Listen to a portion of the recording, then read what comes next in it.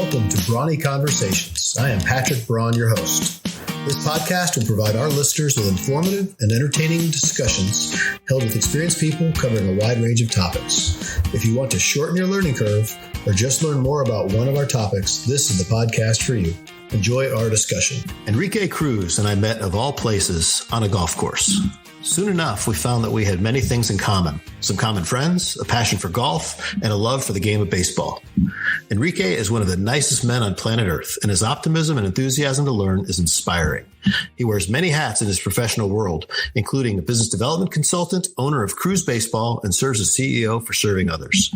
Enrique was an outstanding Houston area high school baseball player at Bel Air High School, where he helped his team win the high school national championship in 1999. His outstanding performance caused him to be drafted for the first time by the Chicago Cubs in the 49th round of the 2000 MLB June amateur draft while he was still in high school. Enrique did not sign. He then attended Rice University, where he also played baseball, and man, was he good. So good that Enrique was drafted for the second time by the Cincinnati Reds in the 13th round of the 2022 MLB June amateur draft. But once again, he did not sign. In 2003, while still at Rice University, he was a member of the NCAA Division I 2003 National Championship team. He was named an All-American in 2003 and is on the all-time top 10 home run list for Rice with 32 home runs over his career. Finally, in 2003, the New York Yankees drafted him in the 14th round and he signed. Enrique played professionally for 5 years and reached the AA level. He played second base as well as right and left outfield positions. He was with these organizations during his professional career, the New York Yankees, Chicago Cubs, and New York Mets. Enrique also played 5 years in the Puerto Rican Winter Baseball League. He and his brother, Jose Cruz Jr., hit back-to-back home runs in a game on consecutive pitches. So who hit the second one? We'll find out about that later. They won 2 league championships with the Ponce Lions. The 2003 championship was won with his father. The Houston Astros legend Jose Cruz was the manager. What a special win. Enrique is a member of an incredible family of baseball players originally hailing from Puerto Rico. His father, the Jose Cruz of Houston Astros fame, was an MLB outfielder from 1970 to 1988. He hit 300 or above 6 times. Jose Cruz was a 2-time All-Star, won 2 Silver Slugger Awards, led the National League in hits in 1983, and won 4 Astros Team MVP awards. Enrique's brother, Jose Cruz Jr., is the head coach at Rice University, their baseball team, since 2021. He's a former MLB player for 12 seasons from 1997 to 2008 as an outfielder. He was drafted in the first round as the overall pick number 3 in the 1995 MLB draft by the Seattle Mariners. Enrique has a nephew, Trey Cruz, a former Rice baseball player, drafted 73rd overall in the 3rd round in the 2020 MLB draft by the Detroit Tigers. He's an infielder and currently playing in AA for the Erie Seawolves. Enrique has yet another nephew, Antonio Cruz, who's a former 4-year Rice baseball player. Out of high school, he was selected in the 37th round of the 2018 Major League Draft by the Houston Astros, but he did not sign. And he is now an NBA candidate studying at Rice University. Can't wait to dive into this story. Enrique, welcome to the Brawny Conversations podcast. My man. All right, perfect. Well, thank you for having me. Surprisingly, some technical difficulties there for 0.25 seconds, but good. Those will disappear by the magic of the editing. Right, perfect. No, but definitely, man. Telling you, just you reading out the bio, man. It's really sometimes very, very just wild to hear them. Because you're so busy in that moment and not really taking it all in, right? But to just hear you and actually reflect now as a 40-something-year-old is unbelievable to see, what we've accomplished. And I'm still, excited to see what else the next crop of Cruzes do. Particularly, obviously, Trey being in pro ball right now and having a really, really good year. And basically settling in and showing the Detroit Tigers what kind of prospect he is really exciting. But also my nephew, Antonio, super excited to see what he's going to do because he has blossomed the last few years. And I cannot wait to see what he does in the business world because he lights up a room, and it somewhat reminds me of me back in my younger days, but he is just awesome to watch and work. So I'm proud of him a lot. And then lastly, my nephew, Diego, who is my sister's son, he is a tremendous athlete too, and excited to see what he does. He's been playing some baseball, soccer, and basketball, which I love at that age, at 11 and 12, to be able to do all the sports is what I recommend, because it's just better for everybody, as you get those different experiences, different touches in different sports. But excited to see what he does. And then lastly, we kind of excited to see what my own son does, but that is way on in the future. We're just trying to, teach him to be polite and not push everybody around. So, little by little, phase by phase, right? So, excited for all that, but, excited to be here at the podcast, and, just excited to share the story and possibly help some youngsters that are out there also trying to figure out their path and provide any positive reinforcement and just positive outlook. Cause that's just what it is. I tell you, the positivity of just seeing the good in everything is where the foundation lies, to be honest with you. Cause, if, we'll get into that, but Pops, as I refer to him from time to time, Papa Cheo, the original CRUZ, he is definitely the most positive and, amazing human being that, I've been blessed to call my father. So it's a pretty cool story. And I mean, what he's accomplished is just flat out amazing.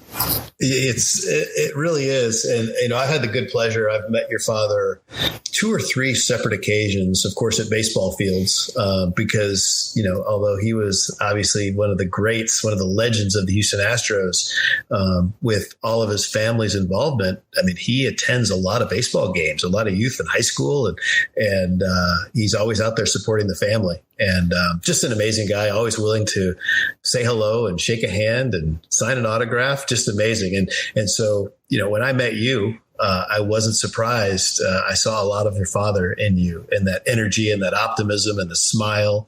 And I think that's carried through the CRUZ family and has contributed. That attitude absolutely contributes to the success that all of you have achieved and will continue to achieve. No, that's for sure. I mean, Pops from a very, very young age always would tell us, hey, that's mental. That's mental, basically, and I'm literally translating it right from Spanish to English. It sounds, I have it ingrained in my mind from the Spanish days, just him always saying, eso mental, eso mental, eso mental, right? So to basically acknowledge, like, it's in your head, get out of your own way kind of vibe. So, and it's just so funny because, I mean, obviously I was not there when my dad and his brothers, grew up and how they were raised. Different time for sure. Coming out of a little town, called Arroyo, Puerto Rico. And it is just amazing that those 3, phenomenal athletes, came to play in the big leagues, all 3 of them, which is unbelievable. It really is. And I still, when I think about it, and when my brother and I talk about it, and just knowing how they are, you're just kind of blown away. And I don't mean that like, in any bad sense. It's just like, man, these guys made it out. Small little countryside kind of area at Puerto Rico. And just, these kids, when they were growing up, they were helping out their mom, they were selling bread on the streets. My dad would say all the time, that's how I learned how to do math, by selling bread on the corner there with people walking by and obviously giving them change and all that stuff. And they were just constantly out there working hard to provide back for the family. They were not well off by any means. And, at that time, super, everything was way cheaper, but way more, it's just a different time. But it's just, you sit back as an adult and see all the sacrifices that these guys, did for us and overcame on their side growing up. It's just unbelievable. It literally, they should really do a documentary at some point. I mean, I don't know if it'll ever happen, but just, it is an amazing story that all 3 of those guys were able to make it. And I'm pretty sure that my dad was an influence for them because they saw him be the first one to be able to get an opportunity to come to the United States and play professional baseball. And then they just followed suit to him. So I'll tell you what, if someone were to make that story, that movie, that documentary, I would watch it for sure. Oh man. And it definitely, we would need, we would need some English subtitles so we can get the true full effect of it, because as much as my dad speaks English, his English is not very good looking. Like CRUZ Cruz said back in the day, but but he does a great job. But it just, you can totally tell, the comfort level that he has telling his story and speaking to people in Spanish rather than in English, because he gets jumbled up at times, and I understand that. But but he's just an amazing story, and it's just I love seeing him still have the same energy and enthusiasm when he meets people at Minute Maid Park and beyond. The impact is amazing. And, I call this the Cruz family baseball legacy. Mm-hmm. I don't know if you've ever thought of that, but I'm curious, what does that statement mean to you? I tell you, man, it's something very, very special. It means a lot. I don't take it lightly. My father did an unbelievable job of carrying himself in a way where clearly the fan base loved him, right? He became a very popular Astro. I mean, he was very charismatic out there in the baseball field. He had a flair, he had style, he had swagger. If he was playing in today's game, he'd be making $25 million a year. There's just no doubt about it. With the kind of player that he was. We jokingly say to people all the time, even though I kind of believe him, I still think he could. People ask him, man, Chell, you can play. And without even hesitating, 95 to 99% of the time, he will almost kind of roll up his sleeves like he's about to get in the batter's box, like he's back in the day, and literally look at people. Oh, I can do it, but only in the clutch. Give me a pinch hit for the clutch. I'll get a hit for the clutch, and I'm like, dude, it's funny because I laugh every time. And then part of me says, he probably could do it, man. You shoot. He'll foul some pitches off. He'll make for a scrappy at bat. I'll tell you that much. Would not bet against him. Yeah, no doubt. None of those. He played in a different era, right? Yes. Hitting for average and moving the ball around the field is kind of a lost art in today's baseball. Yes, unfortunately, that is true. Even though I will say, I don't know if it's because it's Dusty that's there with the Astros. I see a lot of that still with them, which is really cool to see. These guys, the players in the Astros teams, a lot of them just is very unselfish. They get it. Obviously people can talk crap about them from the infamous situation that happened years ago. But man, the chemistry and the culture and the philosophies they have in there has still stayed pretty true. And I just think now with Dusty in there, a lot of old school is there with a nice like hybrid of the new school too, which is exactly where I think the game should be. They shouldn't forget the basics, which is the fundamentals, man. If you got a guy on second base and it's a clutch time in the game, yeah, you want to get a base hit, but if you got 2 strikes, man, move the guy over, let the other guy bring him in, something. But needless to say, yeah, Pops, when he got to the big leagues, Brody, I'll tell you this, man, what's so funny? I don't know where this footage is. I wish I still had it. It's probably in storage somewhere. Hopefully in still decent condition. But I remember seeing my dad have it wasn't like a VHS, right? It was film. 35 millimeter film. Yeah, yes, exactly. On a reel. And I remember watching it. My mom had like a little projector, and I remember watching it up against the wall in our old house back in the day, and seeing this guy take BP in St. Louis when he first came up. And I'm watching this guy swing, and by this guy I mean Pops, Papa Chell, and I'm like, I looked at Pops. You got to the big leagues with that swing?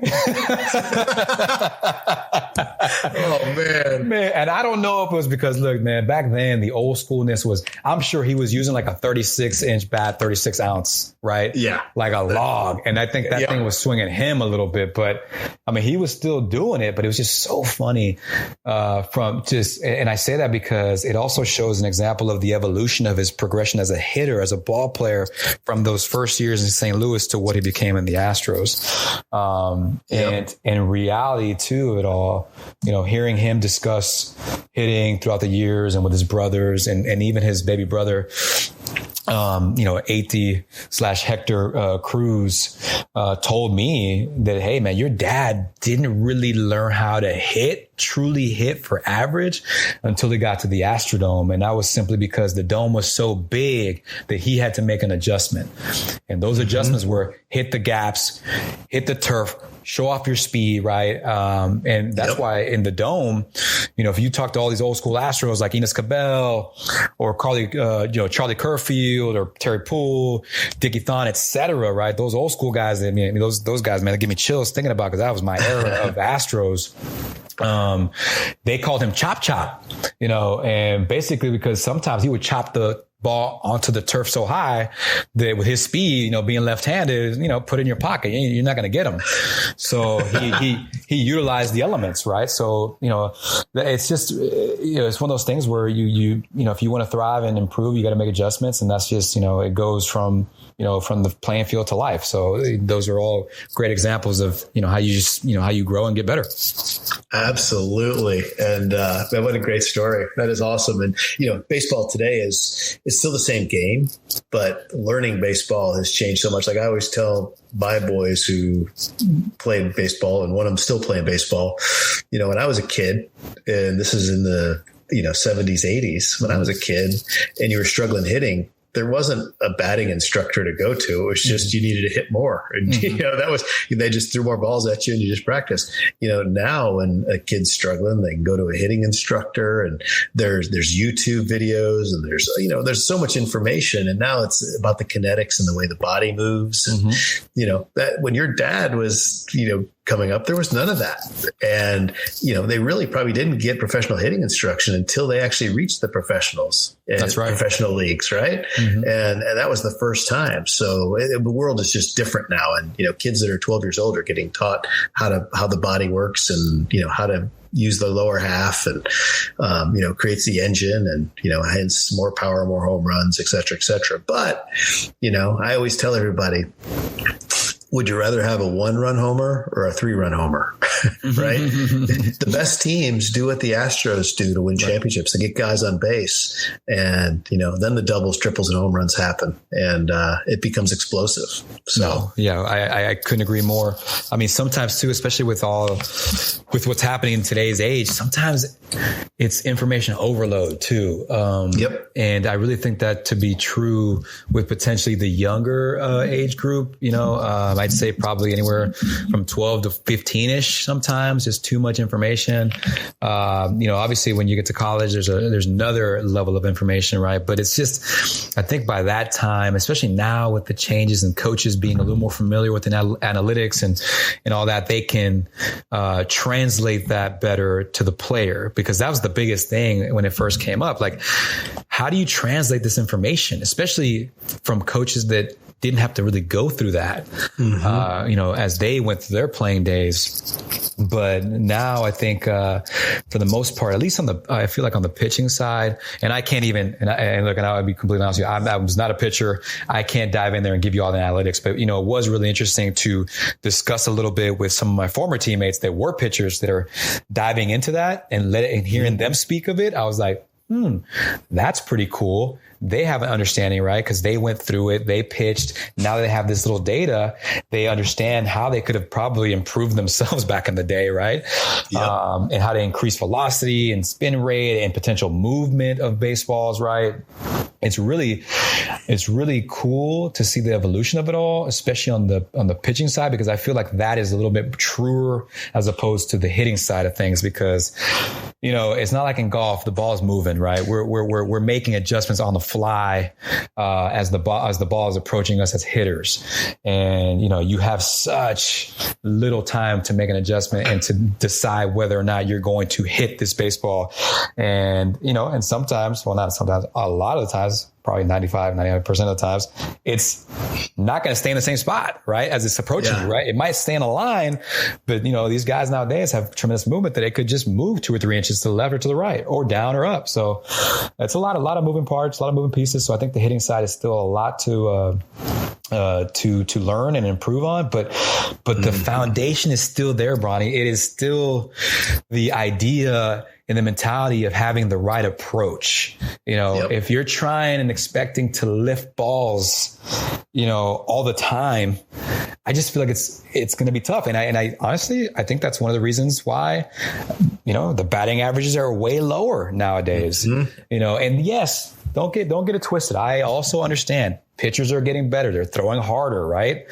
But we're also, as hitters, and I'm sorry, I always kind of revert back to hitters because I'm a hitter, even though I haven't hit in freaking several years. But it's one of those things where you still understand that as a hitter, certain counts where you can maybe, get a little greedy, right? Or the 2-strike approach where it's like, hey man, you gotta just, be a little, you gotta consolidate yourself a little bit and forget about maybe going deep. I mean, if he hangs it and you get good solid contact on it, it probably will go out. So just do keep your right approach and think about maybe going the right side. I mean, as a right-handed hitter, going oppo a little bit.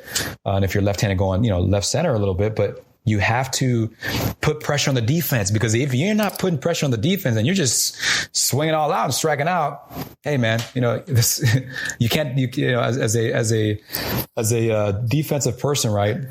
When games get tight, you get a little pressure. You got to make that extra play, so if the hitter does his job and puts the ball in play, that's a lot more pressure on the defense. So, I really, really can't express more and more how important it is that these guys, especially these young hitters nowadays, continue to put the ball in play. Don't, the strikeout, is less detrimental, because back in our time, if you struck out, you were like shamed, but now it's like, if you strike out, don't feel shamed, but just realize that, you got to put the ball in play. Yep. Well, so much of that comes from, you said it, and I use this term a lot, but championship teams play selfless baseball. Mm-hmm. And you said that word selfless, and it's so true. And, where that starts to come from is when the players are playing for each other, right? They're playing for the team, but then it really becomes powerful when they start to play for their coach as well. Right. And then what happens is the team starts to celebrate that sac fly, that sac bunt, that hitting the ball to the right side and moving a runner to third. Yeah. Right. All those little things, making the pitcher work. A guy that has a 9, 10, 11, 12 pitch at bat, maybe he ends up striking out. But man, the championship teams, the selfless teams, celebrate that guy. Right. They just made the pitcher work. And, getting a pitcher in the stretch as opposed to pitching from the windup, that puts stress.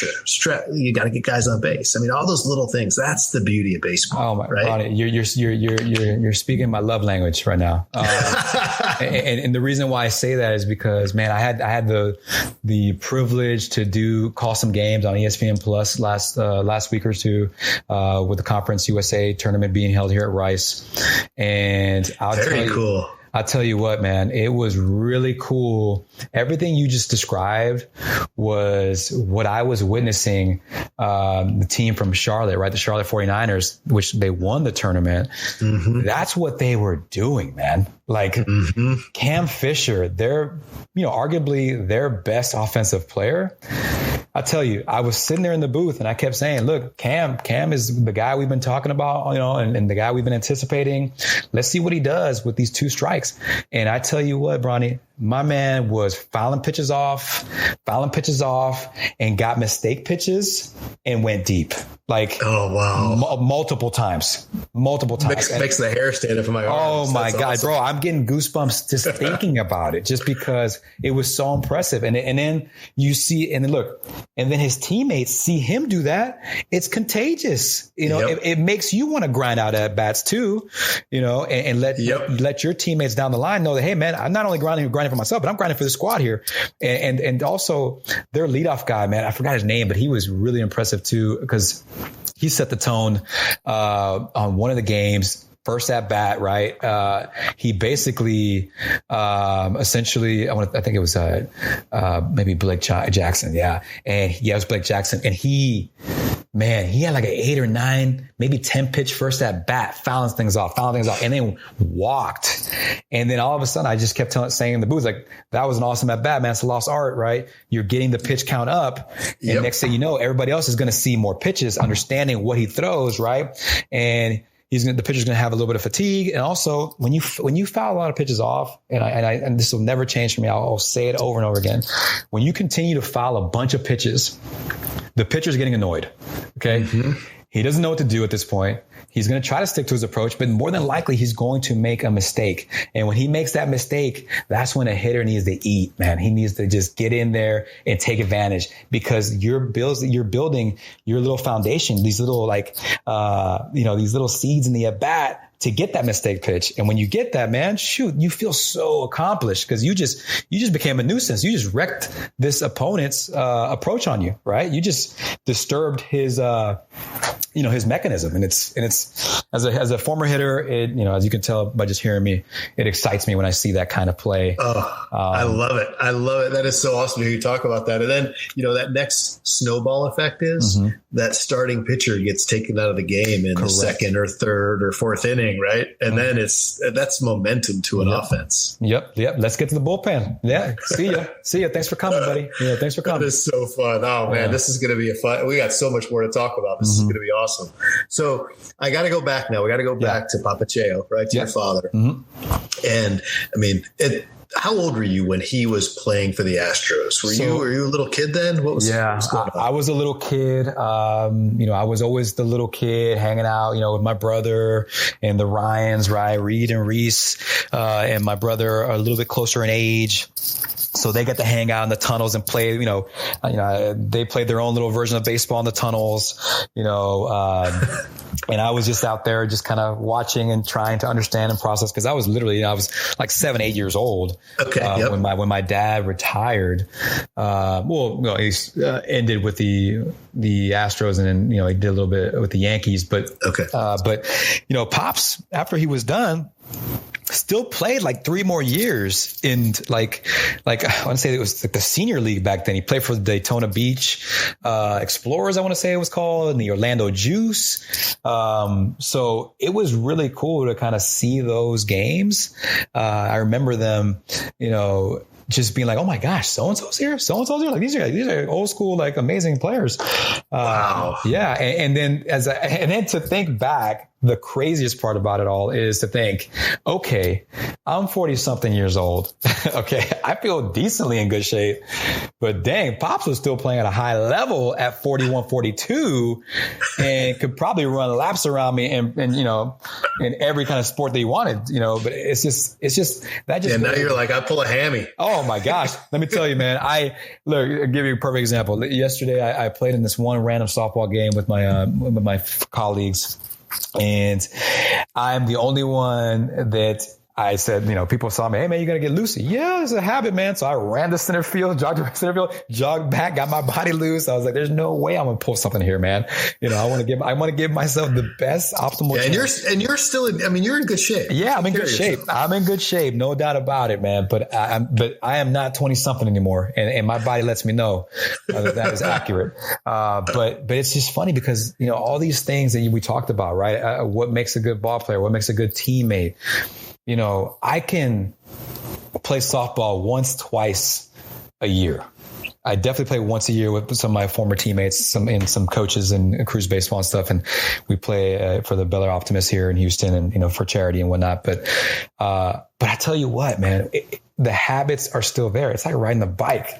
I get out there, I warm up, do my routine. And then not only that, I'm, constantly talking. I'm like pumping up my teammate, letting them know, hey man, get the next one. Or, yelling up to show that's in the pop-up fly ball, right? Pointing at it, yelling the teammate's name. Hey, you got it. Or so-and-so, right? And still just, being a positive reinforcement to the group and I don't know, honestly, it's a habit, but it also allows me to maintain my focus in the game. Right. Mm-hmm. And even though it's not a serious, warfare of softball, give me a break. Right. I laugh. I really laugh. And I feel bad sometimes when I see guys out there really, really like it's the World Series. I'm like, come on, fellas, this is softball, man. We're just having a good time here.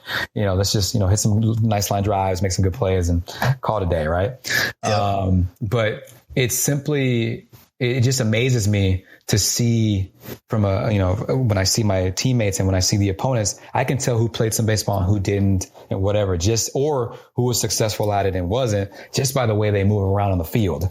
Yeah. And I always tell the kids, I'm like, guys, these are the habits that are going to help you from here to beyond. Hopefully if you get the pro ball, but really the main thing is play high school ball, be successful there. And then the next step will be, D1 or JUCO, whatever it may be, but just build that foundation so you can show that you stand out, show that you're locked in the game, show that you're a good teammate, show that show your coaches that you can be relied on. Right. Mm-hmm. So those are just things that it's just funny to look back that I could be 20 years out of the game and I'll jump on a field and that will just come back naturally. I love it. It's ingrained in you like breathing. Yes, it really is. It's sometimes annoying because sometimes I'm like, shut up already. It's just softball, man. Oh, that is so good. All right. So now you're a little boy, you're growing up in the Cruz family. And I'm, in my brain, I'm going, obviously you're going to play baseball, but I'm curious as to how your father introduced you, what you remember of you being introduced to the game for the first time.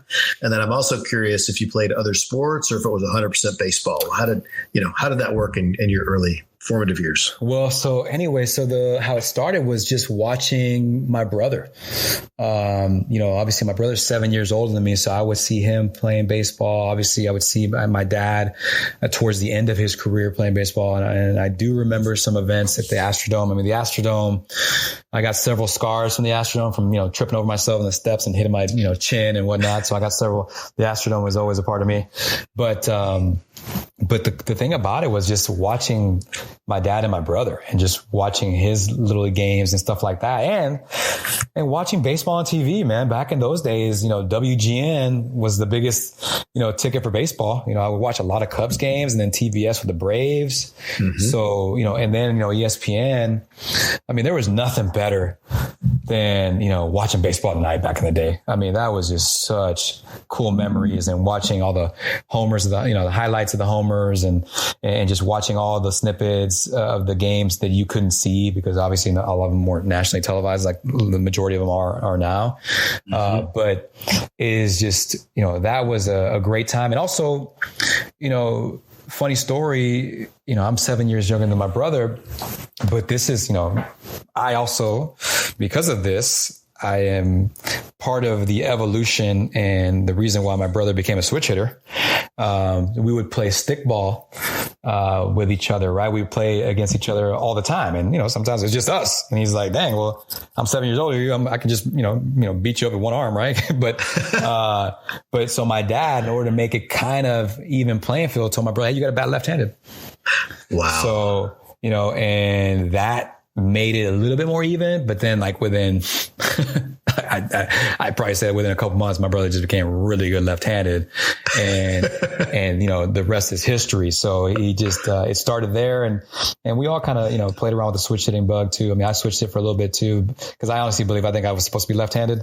And then my sister and my dad kind of switched me a little bit, but anyways, that is definitely, how it all began. And, I played a little bit of basketball and soccer growing up, but, and I was a good enough athlete to play some football, but I'm coming from a baseball background, coming from a baseball, family. The IQ in baseball is super huge as opposed to anything else. So like I had to learn hard for basketball and football. So my IQ was not, I wasn't exposed to football very much growing up, other than watching a few other games. You could almost say baseball was the family business. It is. It was. Right? It still technically is. But I love it. It's just it definitely was fun learning that, and it was one of those things where my dad basically, when I would tell him, man, I want to play basketball, this and that, because I loved basketball, man. We were growing up in the 90s, right? The Bulls, the Rockets, right? I loved Michael Jordan, loved Hakeem Olajuwon, and all those guys, right? So I have fond memories of the NBA. But my dad was like, hey, man, he looked at me and said, look, we're a baseball family. Okay. You ain't gonna be 6'6". Okay. So let's work on your hand skills here, and let's work on some hitting. Okay. So I love it. Oh, that's good. Well, so I want to spend a little time on your high school career. And, obviously you're at one of the storied programs, Bel Air High School, which is, I call it in town, right? Houston's a big city. For those that aren't in Houston, roughly, 8 million population. When you go, within an hour outside the city, it's all the suburbs, and it goes forever outside the city. And there's, a ton of baseball going on here. And, in today's world, you're very aware of this. You can't take playing high school baseball for granted here in Houston, Texas. Any high school team typically has 100 players trying out for roughly 20 spots on the varsity team. And a lot of guys get cut, right?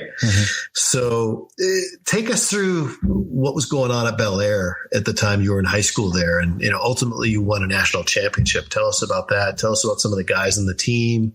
Let's dive into that a little bit. Yeah. So, for me, Bel Air was basically a huge part of my, early teens. I got to watch my brother play at Bel Air, when I was in elementary school and whatnot. And I got to see his experience there, what he was able to accomplish. I got to experience Coach Rocky Manuel, the legend Rocky Manuel, AKA it never rains at 5100 Maple. Okay. That's just how he'd always, there's some great stories and sayings from Coach Rocky P, man. He truly was the type of coach that you either loved or hated, right? For me, I thoroughly enjoyed my interactions with Coach. He was a character. He was high energy. He was intense. He expected a lot out of you.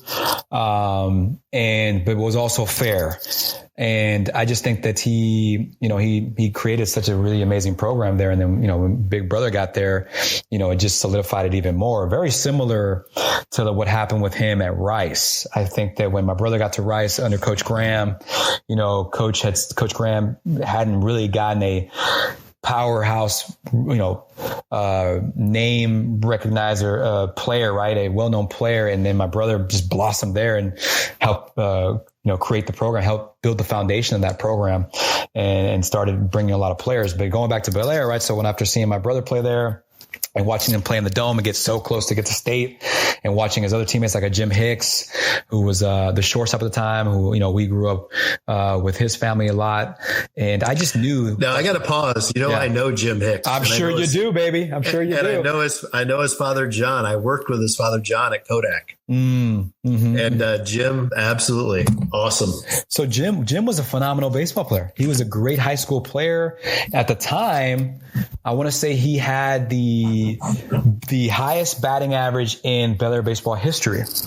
And I think it was about 490, 495-ish. And I remember telling Jim, I said, Jim, I'm heading to Bel Air, and that record I'm eyeing. Just want you to know. and that just goes to show you how ridiculous sometimes when you look back at your youth. Obviously I was confident, and I just, for some weird reason, I really thought that I could break that. I don't know why. I have no idea how I pulled that, idea out of my hat or whatever, but maybe just to talk some crap to Jim Hicks, who knows? And also because I was going to be a shortstop there too. And sure enough, man, my junior year, I beat it. I got him. I hit 512. Yeah. And we won the state title, White State and national champions right that year. So 99, we had an unbelievable team. Kyle Smith, went to Oklahoma State and then played HBU as well. And he hit about 18, 19 homers that year. And he was the cleanup guy. And I was the 3-hole hitter, and I hit 10, 11-ish, something like that, and hit 512, and we were, I'm talking about Ronnie, we were a powerhouse. Like I really truly believe that, we could have beat some D1 college teams, like for real.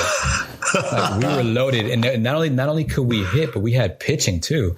3 or 4 of our starters went D1 as well.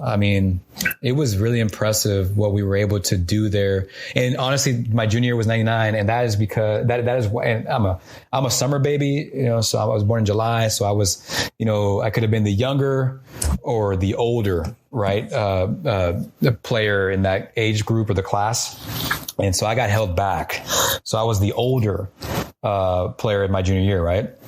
And I say that because people ask me, hey, man, when did you graduate from Bel Air? And I said, well, my physical body was in 2000, but my heart and soul was 99, and it was because of that whole group, man. That team was my family, man. Those were my brothers. And so, to go back the following year to play, even though I was excited for it, it just wasn't the same, right? Yeah. Those pieces weren't there. And granted, we had a really good team too in 2000, but we got beat by Elkins, and my last at bat was against James Loney. And I still think about it to this day. I just missed a fastball that I normally would have just hit about 500 feet. But I just, one of those that you just miss and it goes straight up. And you're like, oh my gosh, I cannot believe this is my last at bat in high school. But anyways, but I tell you what, great story about it because, hey man, James Loney got to the big leagues and I think they won the title that year.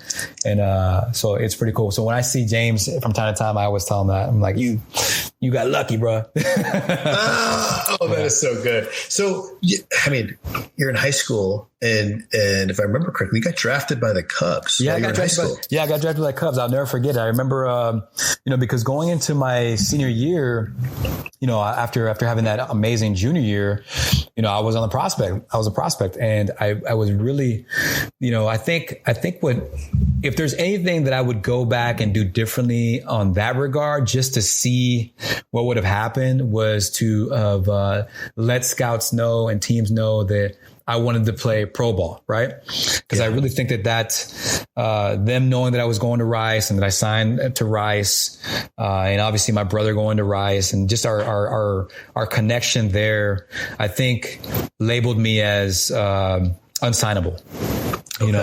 And labeled me as just he's going to college.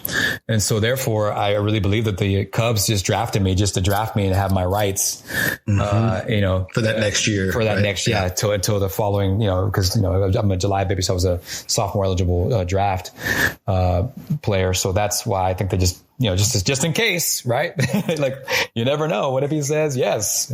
Yeah. So you might, if you had communicated with them, there may have been more involvement, more discussions, and that could have led to something. Correct. More valuable, more in line with where I was projected.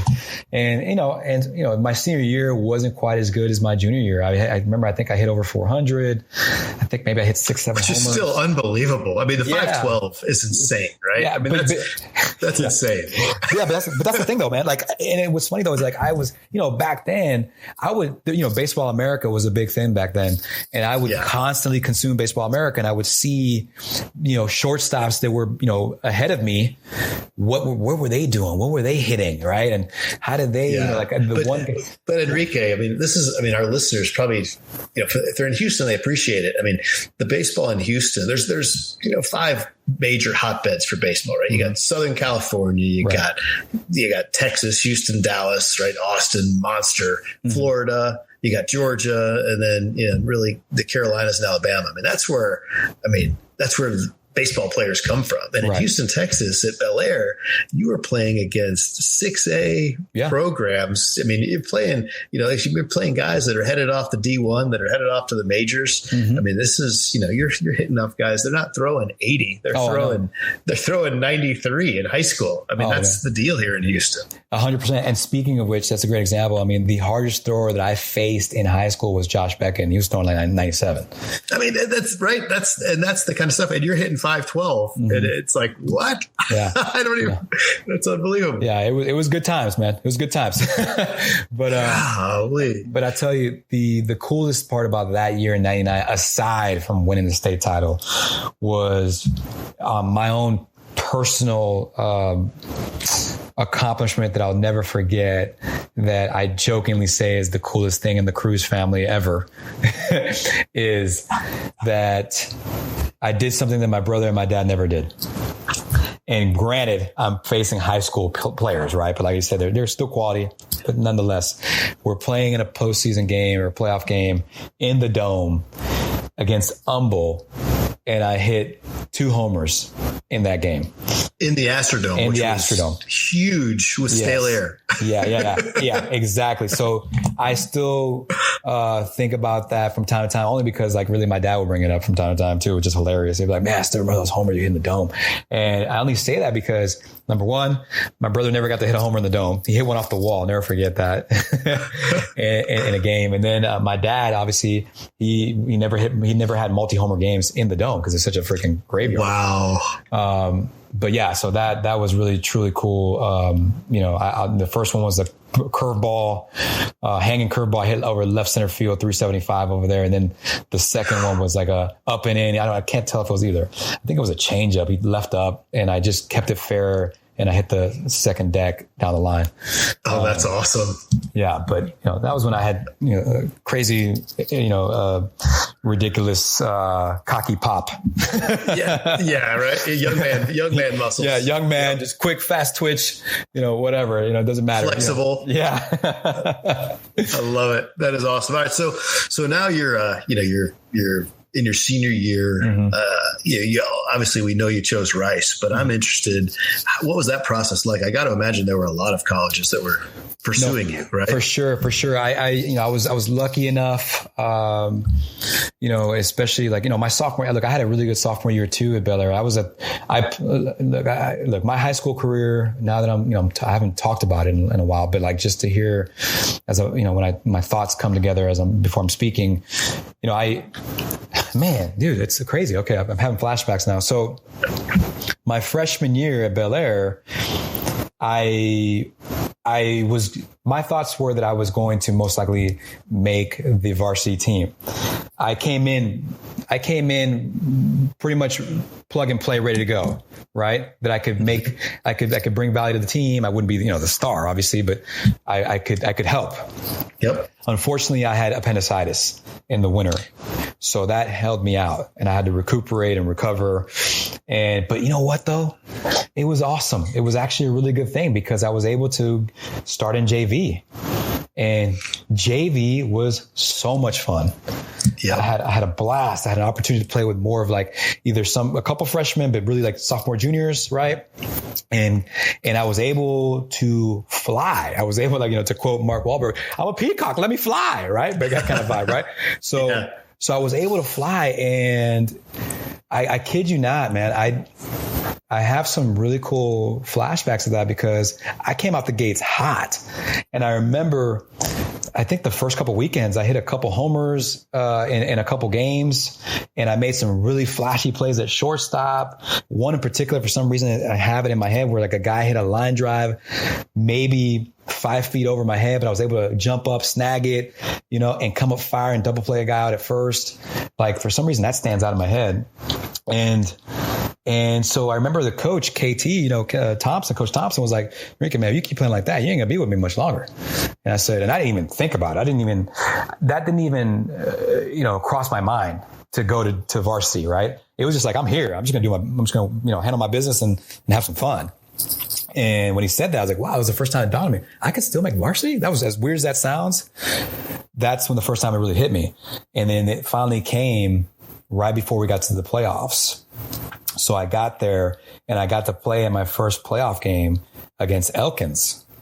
And Elkins was a powerhouse back then too. And we were playing at their field.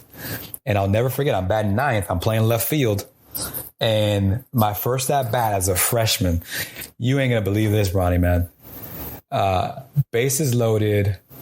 First at bat, I go deep. And I hit a grand slam to start my playoff career at Bel Air. And I was like, holy mackerel, how is this possible?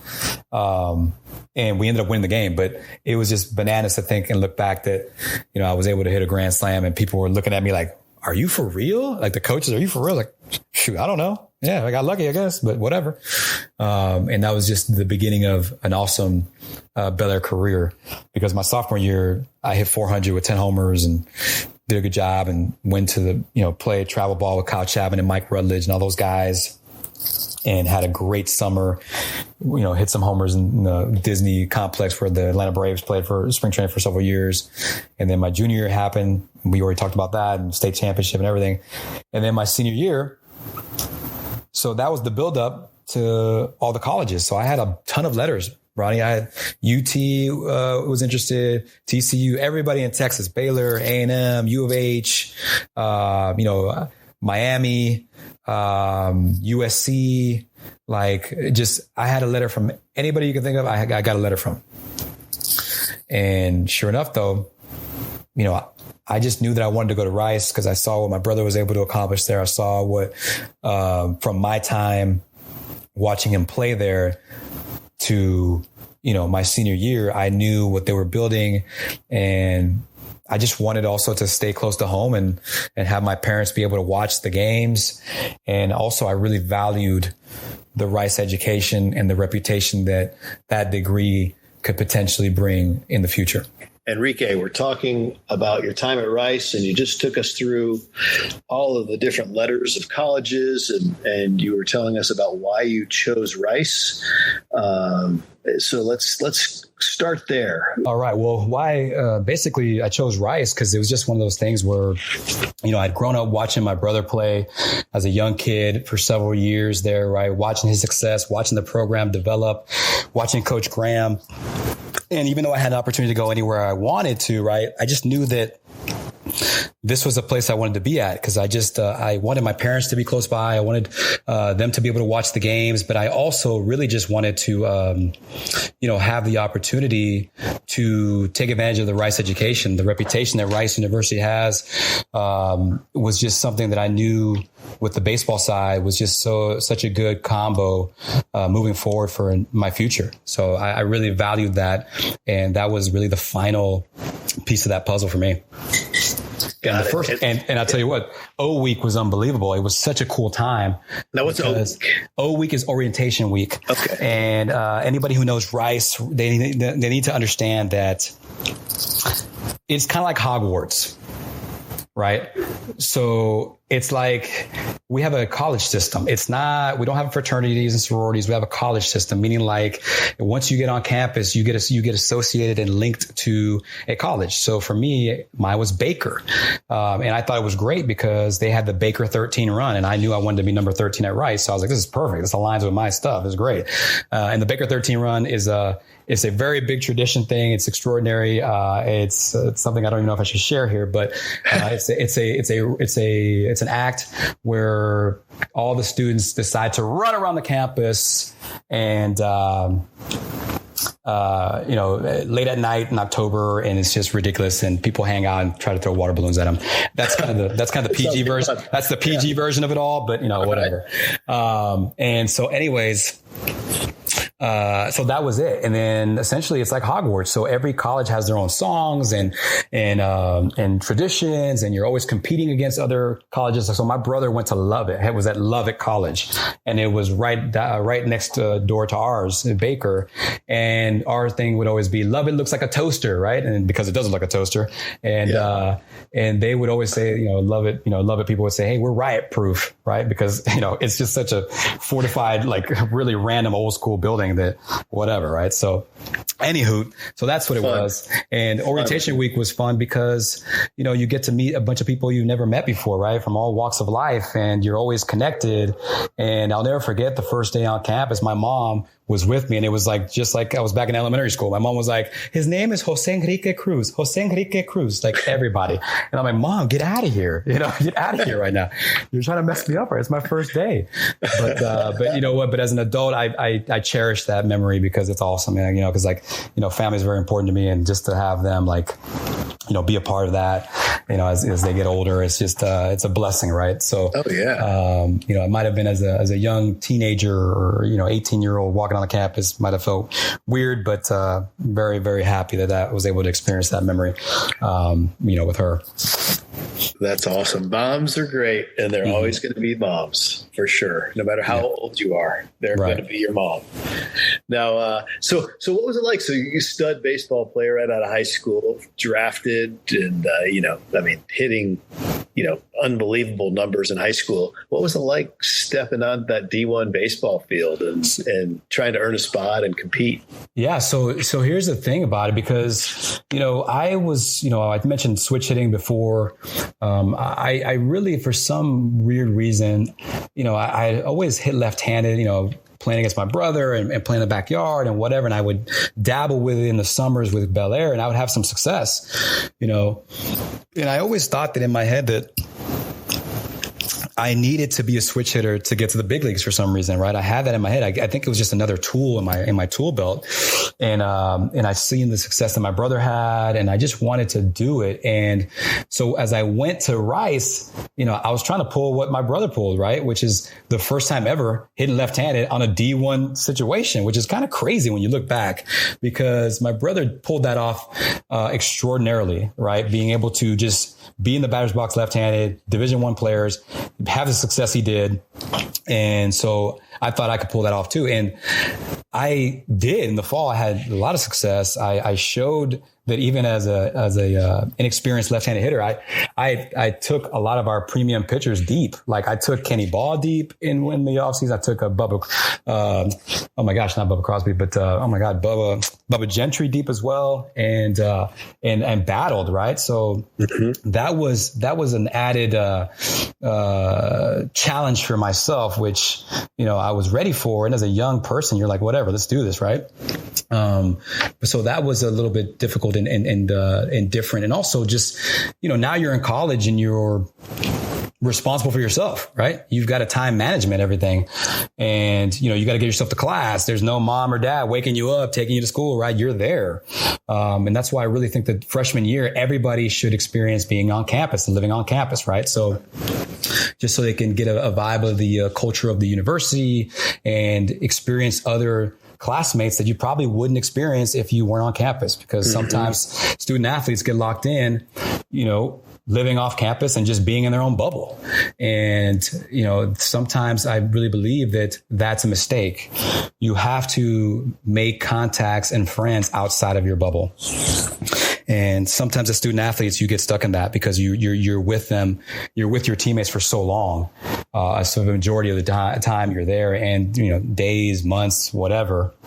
So I really let people, freshmen know that coming in, like, hey man, make contacts, make connections with those guys, the guys and girls in your classes, right? You never know who the next CFO will be. You never know whatever. Yeah. So, that's great advice. So, right on. Because here's the thing, man, you might think you're high on life because you're the big person on campus, but, you know, just because you play baseball or sport, but never forget that you're going to be a business person and a person more years than an actual athlete. So, yeah, you know, really maintain and flourish with those relationships. Yeah, that's good. That's good. So you guys, I mean, you won a D1 national championship at Rice. Yeah. I mean, who are some of the players on that team with you that you remember and interacted with? Well, what's great? We're friends. I have a lot of friends from that team. I mean, we're, like I mentioned before, with Bel Air, the state national championship there. I mean, a lot of those guys are my brothers forever. Like, right, we can go a amount of time without seeing or speaking to each other, but when we reconnect, it's like nothing's ever changed, man. We're like back in sync. And the same thing with Rice. So, you know, we talked about chemistry and we talked about selflessness and knowing everybody's own role on the team. That team literally solidified that. I mean, we had a great table setter in Chris Colcourse, who got to, you know, played pro ball in AA with the Padres. Austin Davis was another table setter who still to this day, I'm still blown away he never got drafted. I mean, he's one of the all-time hits leaders, if not the hit leader at Rice. And we had myself, we had Vincent Sinisi, who was drafted, I think, second round or maybe compensation round that year, played with the Rangers, was a phenomenal. He was my college roommate at Rice. And then you got Craig Stansberry, who played in the big leagues with the Padres and the Pirates, I want to say. And then see down there, you got, you know, Paul Giannis, who was the shortstop, who played 8 years in the big leagues, right? With the Reds in Atlanta and Baltimore, and was a utility infielder. And then you've got, and he's a coach at Rice. And he's an assistant coach at Rice with my brother. Yeah. So, you know, we've got a 2003 national champ representative there on that group. And we've also got a 1995 with my brother, right? Cause that 95 era, that mid 90 to late 90s group, it really was the foundation of what got me to Rice, right? So those guys laid the groundwork, put Rice on the map, made everything happen, and was just, gave Rice that recognition that it deserved and allowed Houston local talent to just say, I want to go to Rice. Yeah, that was the Cruz, Berkman, Rendon. Yes. Right? So back then, so just to give you an idea, right? So my brother was 1985. Berkman was a freshman. Okay. And then you had Matt Anderson as well, who's a closer, got #1 pick in the draft by the Detroit Tigers a couple years after my brother. But my brother was the first #1 pick for the Rice Owls during that crazy awesome ride. Right. So yeah. You know, my brother was the 3rd pick in the draft in 95. And then after that, you basically had, Mark Quinn, I think maybe it was the same year as well, who got to the big leagues. And then you have, after that you had, Bubba Crosby, you had Lance Berkman, you had, and then in my time, you had Kenny Ball, who was my freshman year. He was the #1 pick for the Tigers. Then you had John Skaggs, another compensation pick for the Yankees, right? And then Philip Barzilla, who's flies on the radar and got a cup of coffee in the big leagues, lefty pitcher with the Astros, made it to the big leagues as well that time. And just a ton of pro guys, right? But then you fast forward to my 2003 year, you've got all the pro guys I listed from the lineup, but then you've got, don't forget Justin Ruckty also played, was the catcher, played the Mariners system. But then you got the pitching staff that were the workhorses, right? That without them, even though we were scrappy hitters and defensive guys, we could hit and compete. Without those guys on the mound, we were nothing, right? We had David Ardsma, who was our closer, who was a big leaguer for many years and first rounder for the Giants. And then you have Jeff Neiman, who was a first round draft pick as well for the Tampa Bay. And then you had Wayne Townsend, who was also a first round pick 2 years in a row. Wow. I think it was with Tampa maybe 1 year and then Baltimore another year. I think I'm messing that up, but he was a 2-time first round draft pick. And then you have Philip Umber, who was also a first round draft pick by the Mets. So our pitching staff was really, really good. And then you tie in with a good culture, good chemistry, and hitters. If you look up and down our roster in 2003, man, it's impressive to see our stats because, everybody down that lineup, is basically, 40, 50 RBIs, and our team batting average is like 300 plus. Wow. And our defense, and I think we led the nation in defense that year. Our fielding percentage was like 900 something. Like it was dumb. Like we were just really good and a complete team.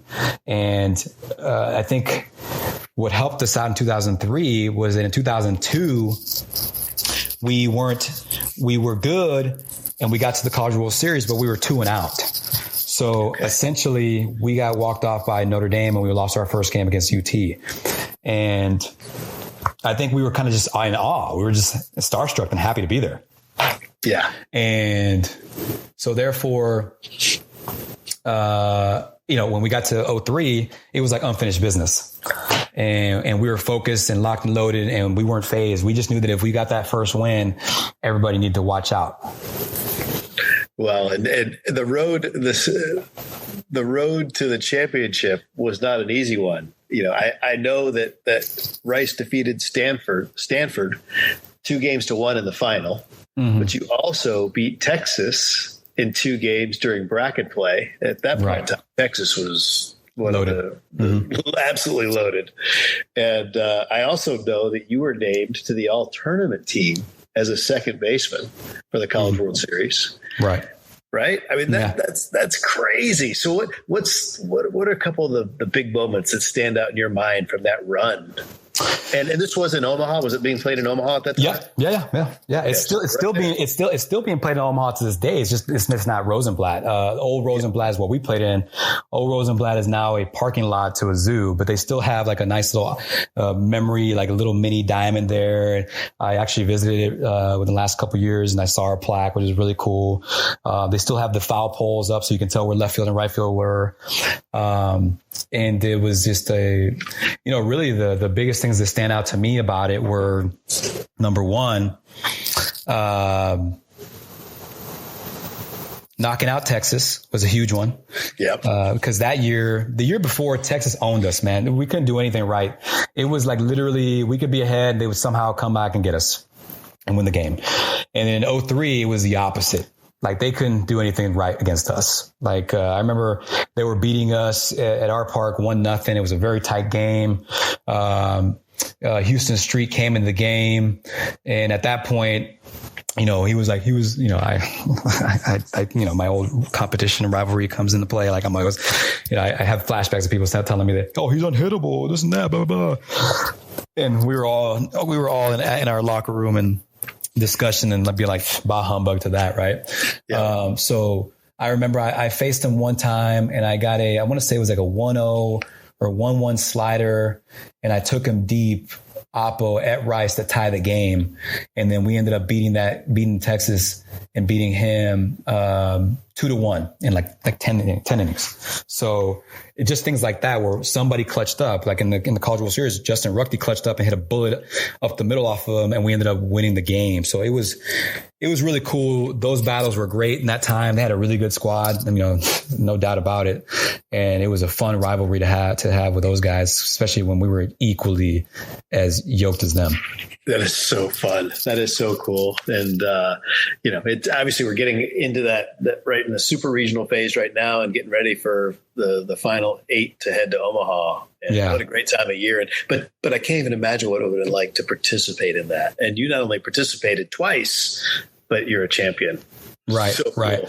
Yeah. And it was great. So, I mean, and then the next thing that was amazing that stands out to me is just winning the national championship, right? Be dogpiling in Omaha. I mean, there's nothing better than that to finish your college career at the top of the mountain. So it's unbelievable. It's so cool, but it's in line with your story. You know, that's you win championships, Enrique. I love it. No, and that's the thing, though. That's the thing that it just really goes back to the chemistry, right? Like I just really believe that in order to win, that whole team needs to understand their role and needs to understand that it's more than just them. Everybody needs to come together. Something that I remember I think it was the regionals, like I was not hitting that great, but I was still hitting, you know, for a high average, right? And whatnot, but I was not having the greatest regional. And I remember getting the bunt sign and I bunted. And I got guys over to second and third. And guess what? That was a huge moment in the game because the guy up behind me got the clutch hit, right? I got the sacrifice fly. So it was things like that look, if I'm not hitting or I'm not being able to do, I want to contribute somehow. So if it's laying down a bunt or playing extremely great defense, because I remember one thing that always drove me that my dad taught me years ago, that if you're not going to hit, you know, have the mentality that no one's going to get hit if they hit the ball near you. So, so I took pride in that aspect, that if I'm not going to get any hits, you better believe that I'm going to do everything in my power to, not let you get any hits on my side of the field. That's awesome. That is awesome. Now when you were at Rice, you had the opportunity to play for the legendary coach, Wayne Graham. Right.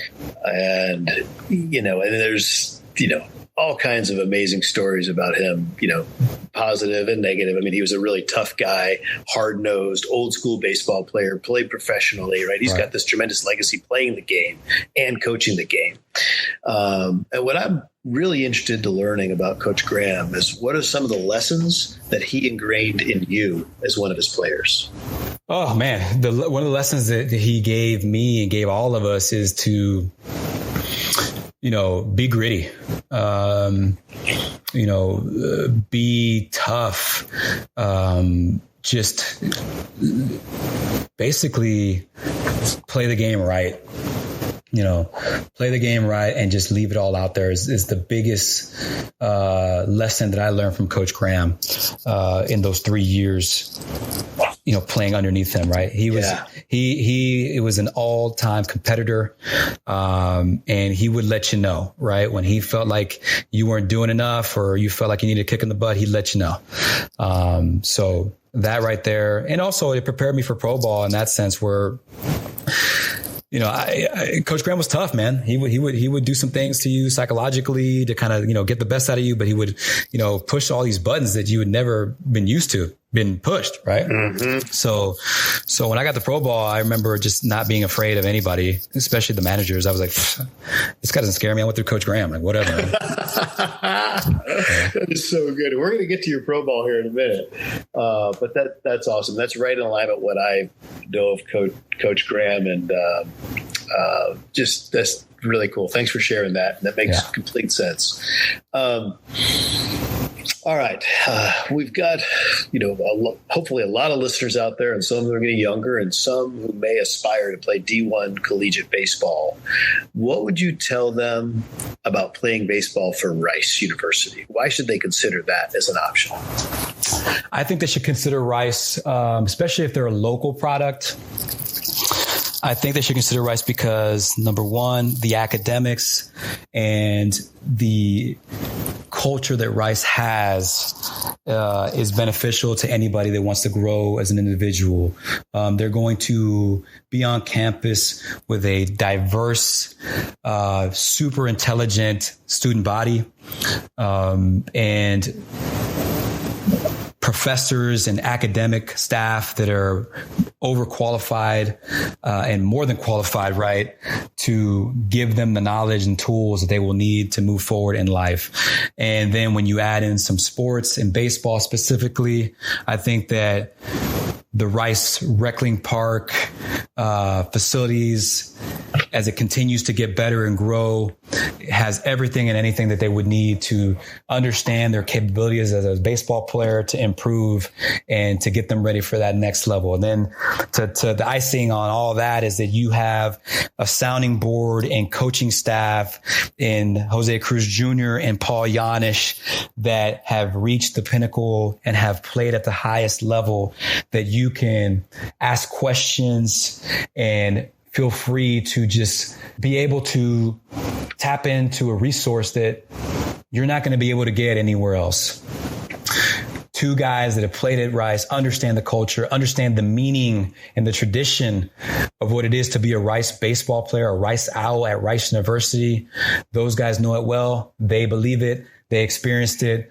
And I don't think that you'll experience anything else like that in any other place. So that would be my pitch to any young, aspiring baseball player that is considering Rice or any university out there. But that would be my pitch to them. Come for the baseball and the baseball knowledge, but leave with the education and the degree that will help you, reach any level and any heights. That's a really good pitch. That's a strong pitch. And, Rice University is a very high level academic institution.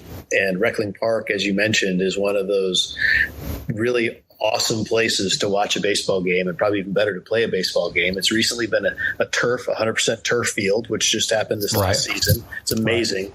And then the backdrop behind the outfield fence is the Houston Medical Center.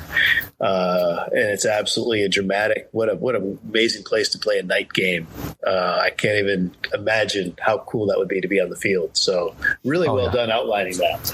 No, absolutely. Now I'm going to put you on the spot here. Good. Yeah, I'm going to put you on the spot here because you won a national championship with Rice. Your brother won a national championship with Rice. And Rice has a storied history of success in D1 baseball. And right now your brother's leading them through a rebuild process to get back on that national stage. And I'm just curious, when do you think that will happen? When do you think Rice will be back? It's not a question of if, it's just when. Yeah, it is a question of when. I really believe, this is the end of his second year. It's tough to say because there's a lot of moving parts, right? Nowadays with the NIL stuff going on, that's attractive to players, right? But that's why it's very, very important that Rice find the right type of player, right? Rice University is not looking for just a player. There's a specific player that they're looking for. They're looking for someone that is obviously talented in baseball, but obviously understands the importance of the education, the importance of the of being in class and not only being an athlete, but being a student athlete. And so that part is that's basically the ideal player and student for Rice. But like I said, with the NIL stuff, some players might be enticed to go somewhere else because of the potential dollars, right? Yep. That this new era brings. But I think that if all the recruits come in correctly, they don't get drafted, they don't sign or whatever, I really think that by year 5, he should have the program trending where it needs to be. That'll be awesome to see. And I have every confidence that's going to happen. It's you see the storied success that Stanford continues to have, which I would parallel Rice to be on par with the Stanford, right? Right. Smaller student population, high academic standards. And, Stanford, once again, is making a run for another national championship this year. And they just kicked out A&M in the regionals and are moving on to the supers. So I think Rice, with that right leadership that your brother brings and Paul brings, that they'll be able to recruit the right talent and get right back there. So excellent job outlining it for us. Appreciate it. No problem. Here to please. All right. All right. Now we're getting back. You've just completed your 3rd year at Rice. Right. Just coming off the national championship. You're named an All-American, and you're drafted for the 3rd time, this time by the Yankees, the New York Yankees, and you sign. Right. So I'm going to give an interesting statistic here. Approximately 0.5, that's literally 0.5% of all high school senior boys playing interscholastic baseball will eventually be drafted by an MLB team. You, Enrique, were drafted 3 times. You are blowing the statistics away, right? So it's just crazy. And I mean, take us through now. Why did you decide to sign? You basically are chasing the professional dream at this point. What was that decision process like for you? Well, I mean, it wasn't. I mean, I was drafted 3 times, right? But I think 2 out of those 3 times were a very easy decision to keep moving, right? And wait for the next year. My senior year at high school, being drafted in 49th round, was an easy decision. I mean, the financial, the finances on that 49th round deal were sufficient enough for me to pass up 3 years at Rice, just to get into pro ball. And then my sophomore year, drafted by the Reds, it was enticing. That was kind of interesting, simply because I knew that there was still some unfinished business, and I just couldn't pass it up. And so therefore I wanted to stay one more year and finish it out. And luckily everything came together with our team winning national championship and whatnot. But at that point I knew that even though I was drafted in the 14th round, which thought I was going to get drafted in the 7th round, which is because the Yankees called me beforehand and said, hey, we're going to get you in the 7th round, whatever. But luckily they were solid enough organization that they still kept up their end of the bargain and gave me 7th round money. So it was good. And I felt way better, way more confident, making the decision to start my professional career at that point. That's really, it makes sense. And I can't imagine if you would have gone to the Reds and missed out on that. Oh yeah, for sure. National championship, right? Yeah, just for awesome. Sure. So you made the right choices. So now all of a sudden, you sign. What were your first experiences as a pro? What happened? Where'd you go? Did you go to Florida? What'd you do? So I went to Florida after signing, worked out a little bit there, got acclimated, did the whole deal, met some of the coaches, and then immediately got sent out to Staten Island, New York for short season A-ball. And that was really cool. I got to play under Andy Stankiewicz, who was a former Astro and Yankee big leaguer. And that was a great experience because, we, as young men and just exploring the city and we would sometimes after the games, we would take the Staten Island ferry and go to, Manhattan, explore that and see what that's all about. And people would know us as the Baby Bombers. And it was just really interesting to experience that lifestyle over there. Even though we were minor leaguers, it kind of gave you an idea of what potentially it would be if you were an actual Yankee, what it would be like, but a Bronx Bomber there. But it was really cool. It was a great experience. The backdrop of that stadium was great because you could see, Manhattan and the Empire State Building, all that deal. So it was really cool and a lot of fun. But the best part about it is I'll never forget when I flew out to meet the team. We were actually in Batavia, New York. It was the first time I woke up at 6 a.m, got to my flight, landed there. I met the manager, Andy Stankiewicz, and he was like, "Hey, Cruiser, You're batting second, playing second. How you like that? I said, all right, let's go. So I'll never forget that. But the best thing about it is I'll never forget my first game in pro ball that same day, simply because I played 21 innings that day. It was 6.5 hour game. And I was like, is this what pro ball's about? Wow. That's long. Yeah. I went 0 for my first 8, and then I went 2 for my last 2. I hit a triple as my first pro hit down the right field line. And it was just unbelievable. I remember getting to my hotel room around 4 in the morning or 3 in the morning, and it wasn't from partying or hanging out late, right? It was simply from being at the ball field. It was crazy. So it definitely became, you realized it was a job really quickly, I would imagine. Oh, for sure. For sure. Oh, man. Oh, so making that change, what were some of the big differences from D1 college baseball to professional baseball? Well, the biggest difference was that it's an everyday, right? You're playing every day. There's no, there's no real time to kind of take a break and regroup and understand maybe like if you're struggling a little bit, to really kind of get an opportunity to practice that and not have to worry about being in game immediately. That's a big difference. Yeah. And also, the wooden bats aspect, and really the topper of it all is just that it's a job now. It's your profession, and there's somebody else waiting there to take your job. So that's the biggest difference. And it's not, and as much as you want to win, it's more on the individual as opposed to the team aspect. So that's the biggest difference. Maybe, when you're in the big leagues, right? That's a different aspect, but more into team. But look, we know that baseball is the biggest individual team game of all time. And that's just what it is. And in pro sports, I think it just gets magnified. Yeah. Yeah. Now, do you have some favorite memories of your time in professional baseball? Absolutely. I mean, I remember, in Staten Island, it was great just because it was my first year and I got to play with some really cool guys. I mean, Melky Cabrera was my teammate there, TJ Beam. Also, I played with Jose Contreras, who was a big league pitcher there for the Yankees at the time. He came to rehab. So a lot of the cool rehab people would come there because it's so close to, to the Bronx. And so that was a really cool time to just play with those guys and start my pro ball career. But really my fondest memories in pro ball were in Puerto Rico with playing alongside my brother and my dad. In the summer leagues, right? Yeah, so that was the winter leagues. The winter leagues. Yeah, right. So we would go to Puerto Rico after the season and play baseball there. I mean, my dad played every year in his pro career in Puerto Rico, so that just became an easy transition for us to play there as well.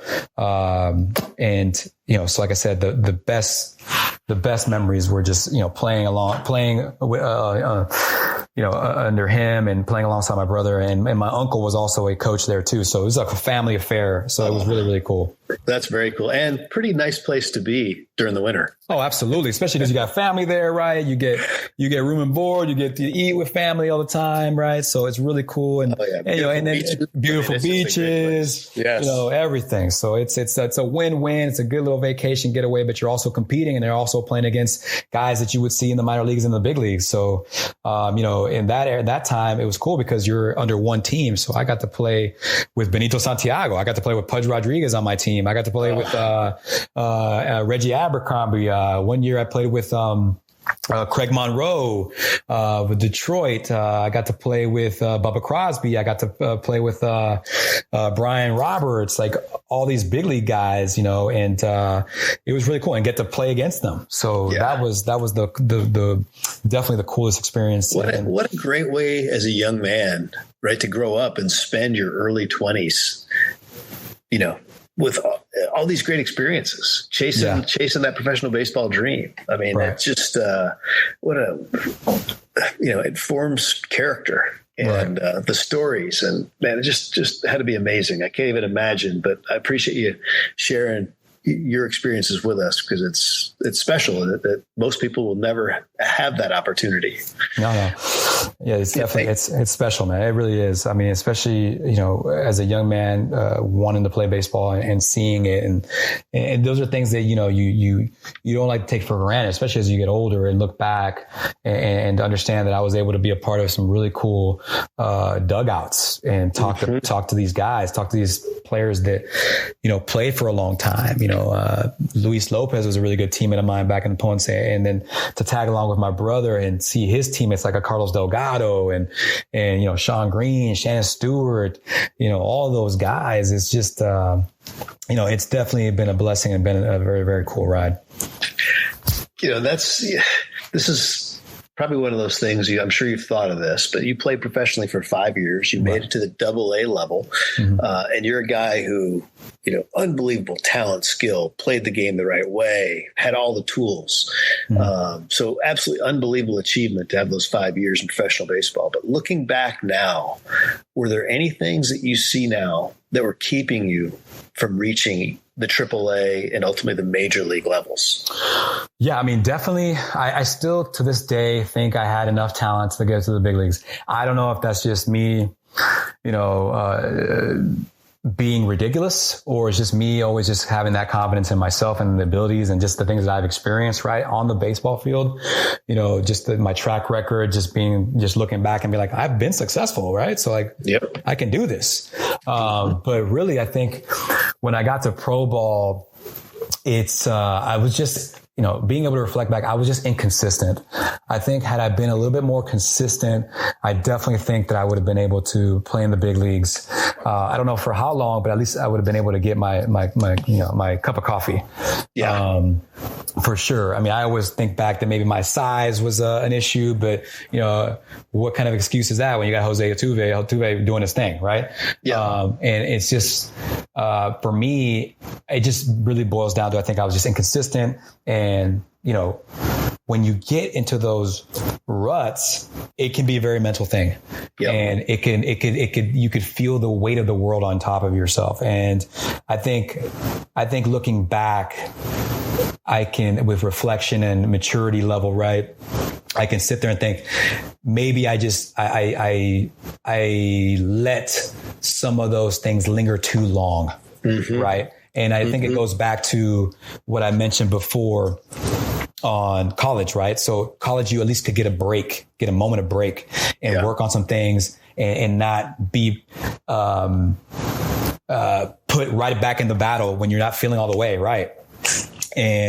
But I say that in a way where I understand and think that the college side is a little bit better because you get a little breather, but I also understand the importance of just getting back out there, right? Yep. Getting back out there and just getting another at bat, getting another opportunity to grind, and it'll come. Right. But sometimes it gets, that's the part where in pro ball, it can get difficult and it can swallow people up at times. And that's when I reflect back, I can say that maybe I let some of these little slumps, that are little, right, appear bigger than what they were. And it took me longer to get out of. And I think that's when the bad years, the down years, I think that's what, kept me down a little bit, as crazy as it sounds. And as wild as I feel saying that out loud, allowing my pride aside, right. In a vulnerable aspect of saying that, I think that's probably what hurt me in those down years. Well, I think you hit the nail right in the head, Enrique. And I'm not, you may not have listened to this or known about it, but one of our mutual friends, Kevin Witt, has been a guest on the podcast. Yeah, I know. And specifically, I was talking to him about what is the difference between AAA player and a major league player, and his answer was exactly the same as yours. He said it's major league players are unbelievably consistent every single day, and what they do and how they approach and how and ultimately that lines up with their results. And that's a huge deal. And it's easy to say, but literally when you're playing baseball 6 days a week, 10 hours, 12 hours a day, it's really incredibly difficult to be that consistent. Right. Talent is one thing, and then that consistency is another. And it almost takes unwavering dedication, I think, to reach that ultimate level.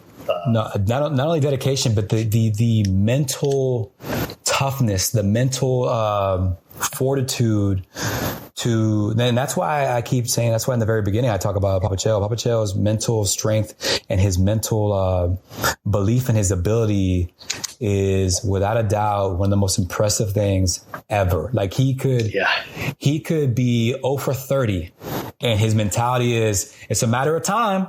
It's a matter of time. Somebody gonna pay, you know?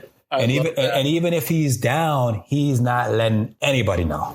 So, and I really think that those are that's the biggest difference between big leaguers and, AAA, AA guys. They're able to have that short-term memory, that failure does not bother them at all. It does not linger. And if it lingers for like a day and then they're ready to go. And watch out when they get hot. Yeah, that's right. That is awesome. Well, so how did you make the determination that it was time to close the book on professional baseball and move in a different direction? I think for me it was, once I got out, my last year with the Mets, and I played 1 year independent ball, which I played in the Atlantic League. I played for York, Pennsylvania. It was awesome. The York Revolution. It was a lot more fun than I anticipated. I played against Carl Everett, and a bunch of other form. Oh my gosh. And one of my classic moments of pro ball, I got a base hit off Jose Lima, which was really cool because he and I knew each other very well from the Astros days, because he obviously was a player. My dad was a coach there. And, oh man, I got to show you how our interaction was when he first saw me. It was so funny, on the mound. But anyways, it was such a cool experience to play against a lot of those big leaguers and with some of the big leaguers. But really once I got done playing there and I had a good season, I redeemed myself from the year before. Like I said, it's like, I was just inconsistent. I had a good year, I had a bad year, good year, bad year, like it was just not consistent. And so when I went there and I didn't get an offer to sign pro ball or sign with an affiliate after that, I played my last winter ball in Puerto Rico. And at that point I was like, you know what? I'm getting old, which is crazy to think at 27 you're old, but hey, you're like, this is it. And I had to make that mature decision of, okay, I have to turn the page.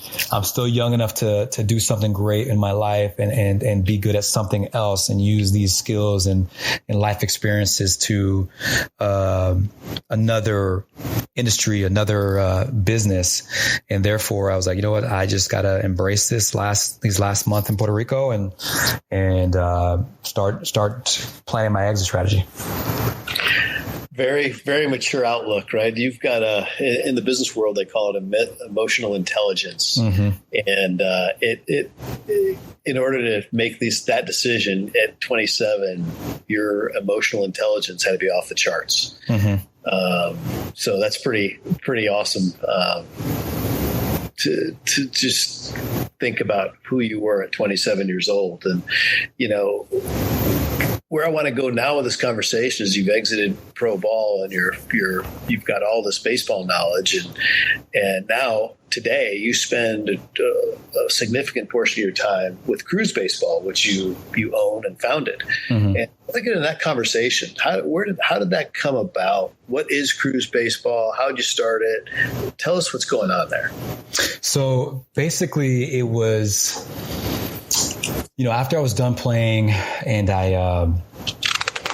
after immediately I was done playing, the first thing I did is I worked for my former agent, which was Beverly Hills Sports Council at the time. And I did 3 years of that. I wanted to, learn the business. I wanted to stay in baseball, right? Obviously, it's the natural transition from a former athlete to, that type of industry and sports in general. So I wanted to learn that. And after 3 years, I learned that I liked it, but I didn't love it. Essentially, just to give you an idea, I experienced everything that you saw on Jerry Maguire. I experienced it all. Like, it's crazy how that works. But anyway, so when I got back to Houston, I knew at that point that I needed to graduate from Rice. I had 1 more year left. I wanted to graduate. I wanted to get my degree. I wanted to make my mom proud of that too, and not only for her but for myself. And with all that, I was able to spark a fire in my brother, and so therefore he was like, "I'm gonna get my degree too." So, we made it into a little sibling rivalry competition here. I said, "Bro, I'm gonna finish before you. I'm just telling you right now. Be ready. You better start, doing some transfer credit campus or whatever. Because at the time he was living in Miami, so he was taking some classes at the U.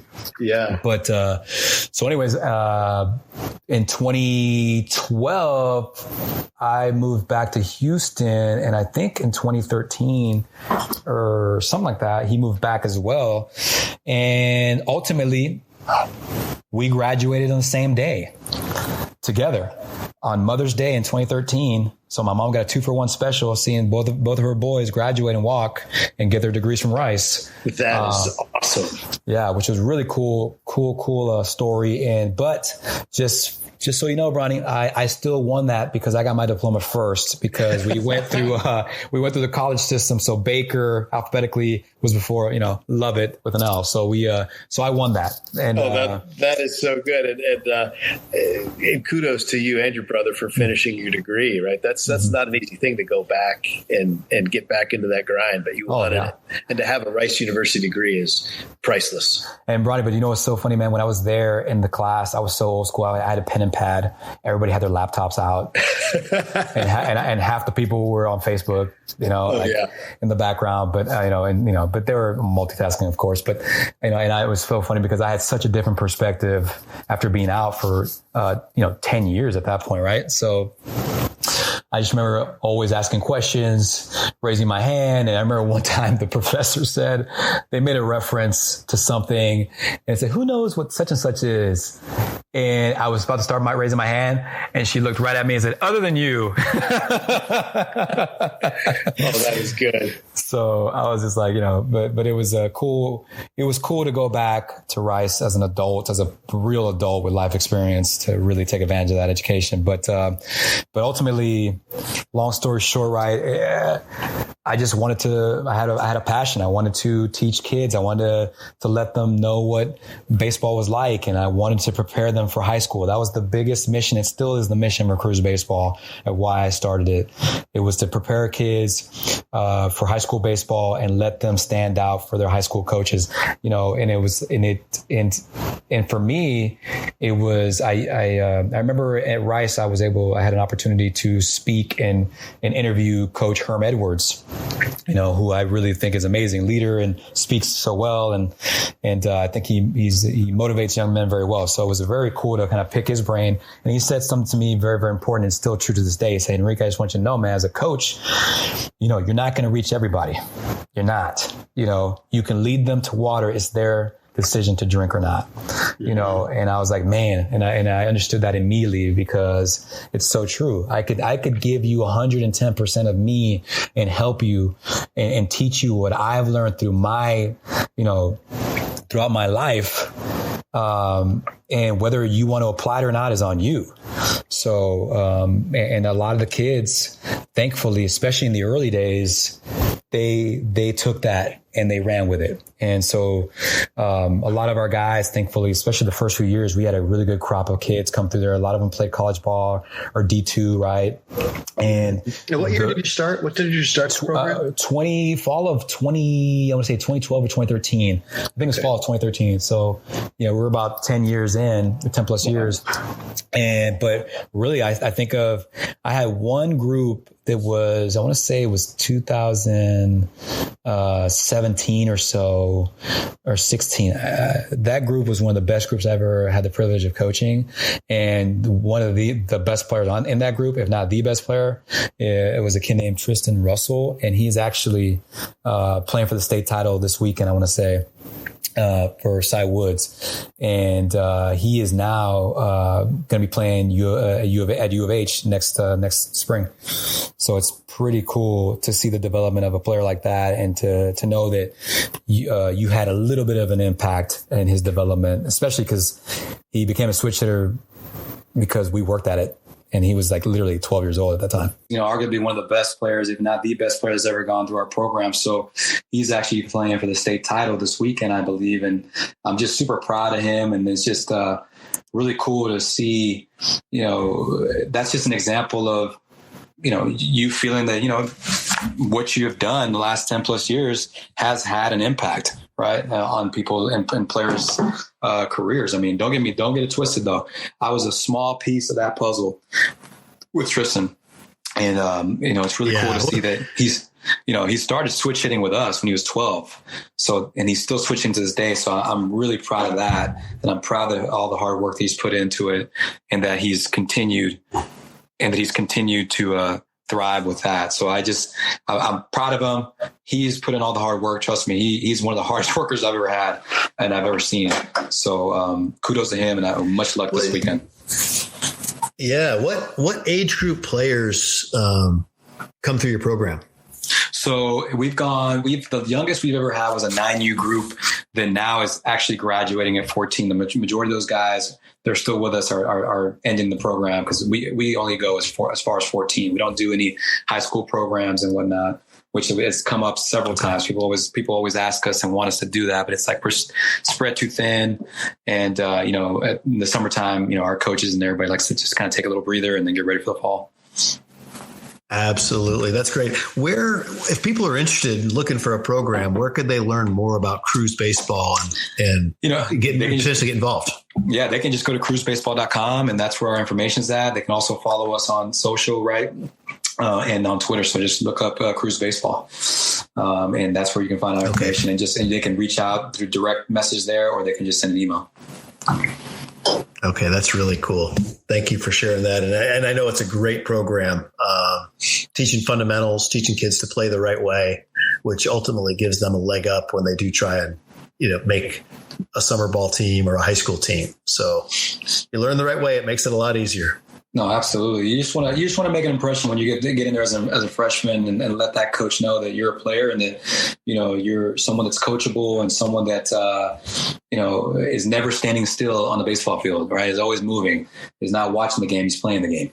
Absolutely. Well, Enrique, and I got to tell you, I've enjoyed the conversation today, and we're moving on to our final topic. And with someone with your extensive background in the game, and all of the accomplishments you've had, you can provide an absolutely unique perspective to our listeners who, want to attain high levels in the game. So, with your extensive background in this world of baseball, what advice would you offer to the parent and player who have dreams of playing at the high school level, possibly collegiate level, and maybe even professionally? Wow.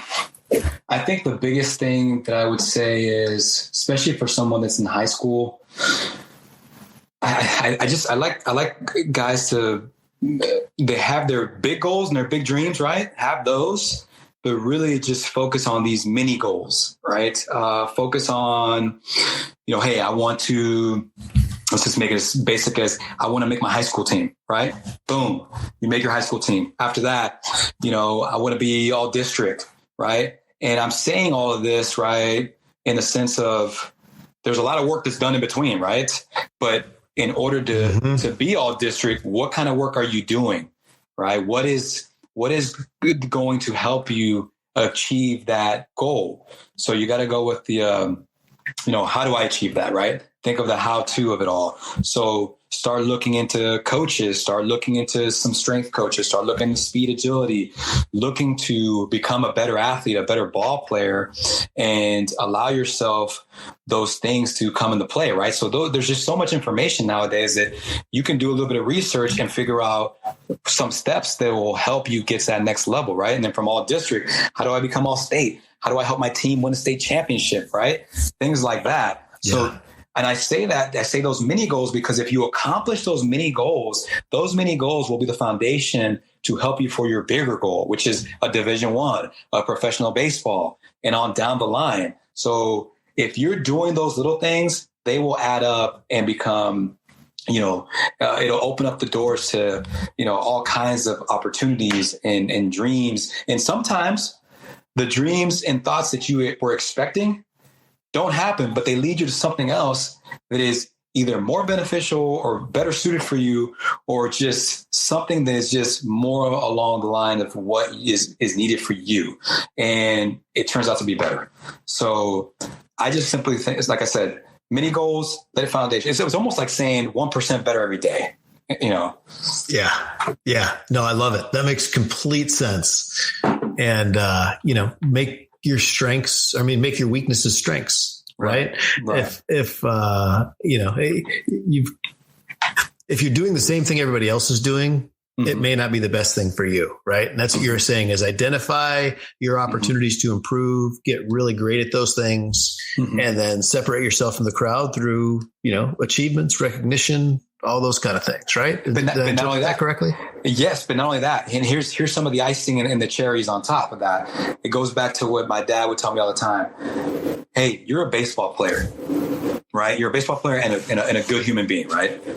You need to hang out with good baseball players and good human beings, right? That's the crowd you need to be with, because it goes with that old saying, and you know it as well as I do, Ronnie, right? You basically become the average of the people you hang out with, right? So if you can be the average of really good people, you're going to be damn good, right? And imagine if you're able to even become better than those good people, because iron sharpens iron, man.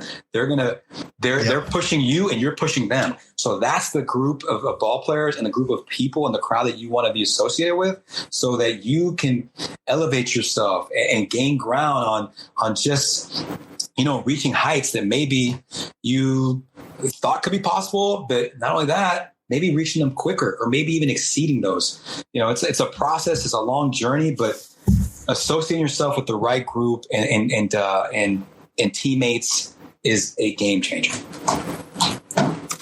Great advice. I couldn't say it any better. Fantastic. All right. We're going to go to I call this the $1 million question. If you could go back to your 18-year-old self to give yourself advice, what would it be?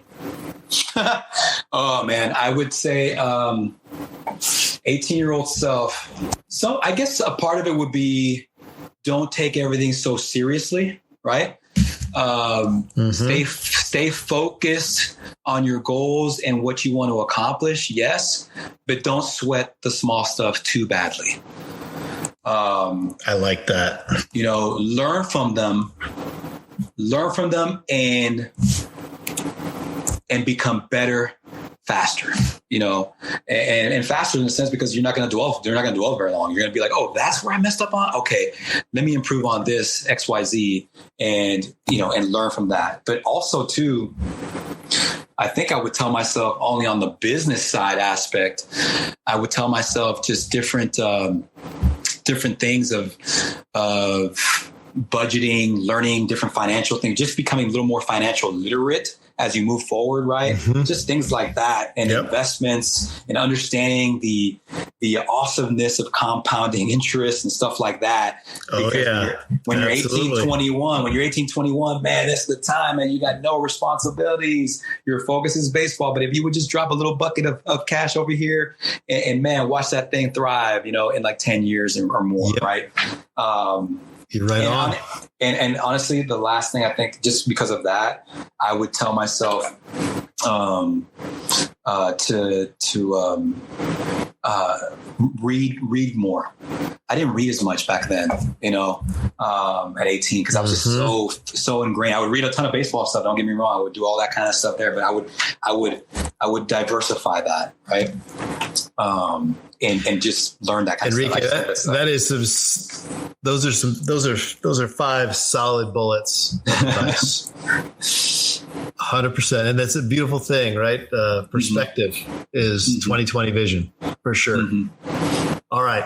Hey, we're going to move into our rapid fire brains and brawn segment. I'm going to ask you 5 quick questions and you're going to provide me with quick answers. Starting with number 1, what is your favorite movie? What's funny is that my favorite movie, for some weird reason, this is the first one that always pops up, is Forrest Gump.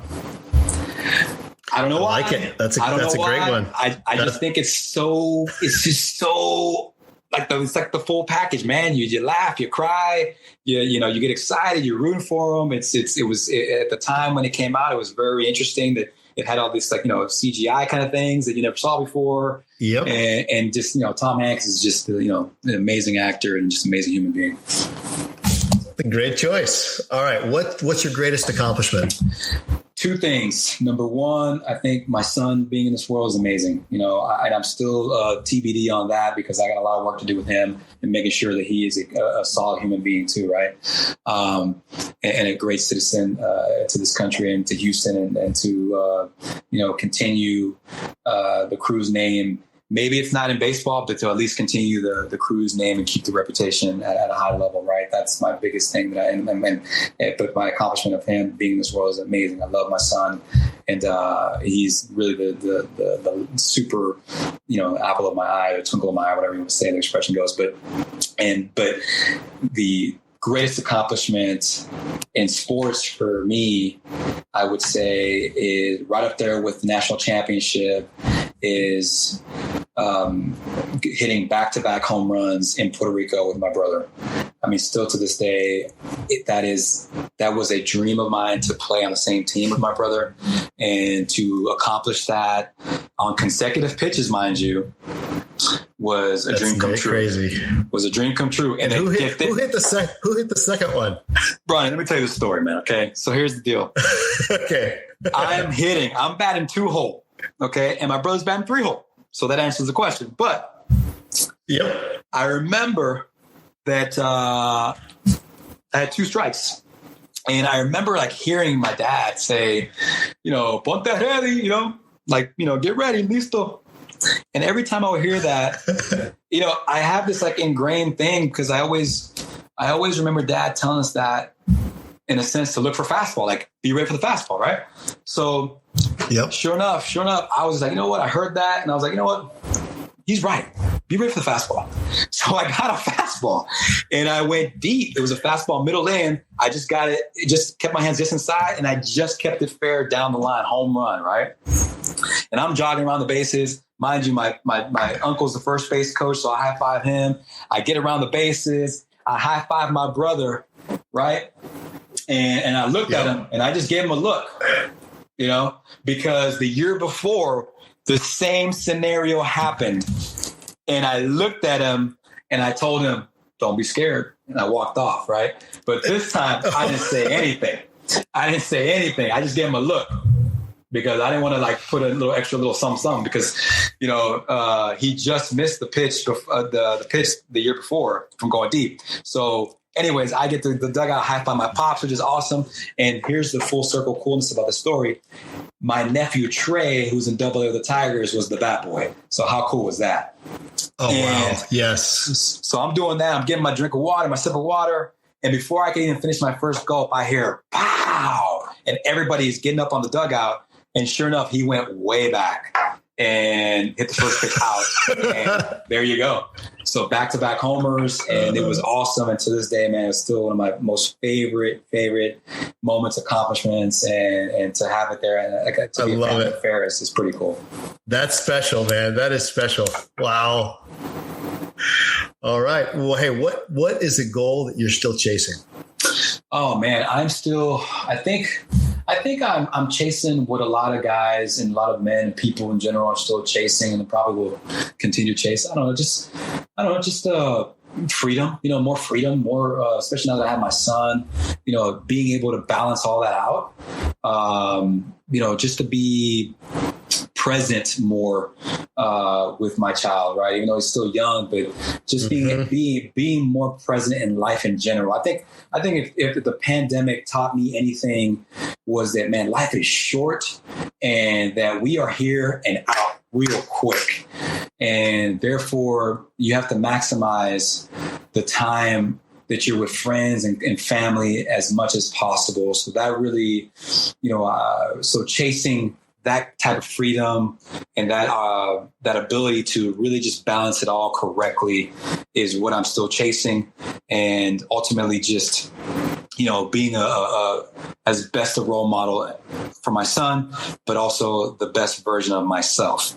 So that's what I'm going to continue to chase, from here on till the. I'm very confident you're going to achieve those goals because you're recognizing the importance of those things, and just that's the first step. So those are admirable and definitely key elements of a happy and successful life. So you're well on your way. That's awesome. Mm-hmm. If you could spend the day with anyone past or present, who would that be? Oh my gosh. This is always a seriously crazy question because multiple people pop into my head. And it's just crazy because in different phases of my life, it would be a different person.